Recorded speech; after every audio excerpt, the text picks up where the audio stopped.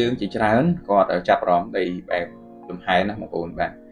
គាត់ឃើញមានការផុសជាច្រើនដីនៅតាមជនបទមានដំណាំមាន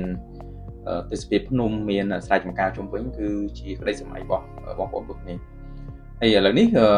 យើងមានដីចម្ការលំហែដែលនៅក្នុងភ្នំពេញអាចឲ្យបងប្អូនមកពេញក្តីសម័យខ្លួនឯងបាន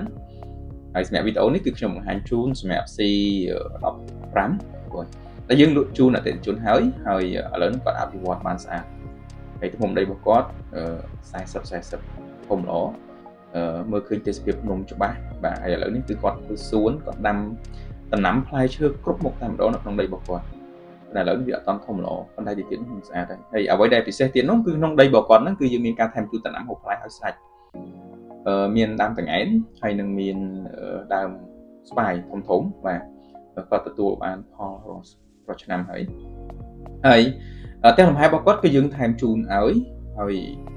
បងប្អូនឃើញផ្លែដោយសារតែមានការច្នៃបន្ថែមភ្ញៀវក៏យកទៅច្នៃបន្ថែមអញ្ចឹងយើងថែមផ្ទះយើងថែមលំយើងថែមបន្ទប់ទឹកជូនអតិថិជនរបស់យើងទីតាំងស្អាតបងប្អូនដែលបងប្អូនបានឃើញហើយការបង្ហាញជូនកន្លងមកតាមឡូនីមួយរបស់ខ្ញុំអញ្ចឹ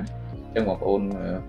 កុំភ្លេចថាបើសិនជាចង់បំពេញក្តីសម័យដែលចង់មានផ្ទះលំហែជារបស់ខ្លួនឯងសម្រាប់គ្រួសារពេលដែល stress ខ្លាំងនៅ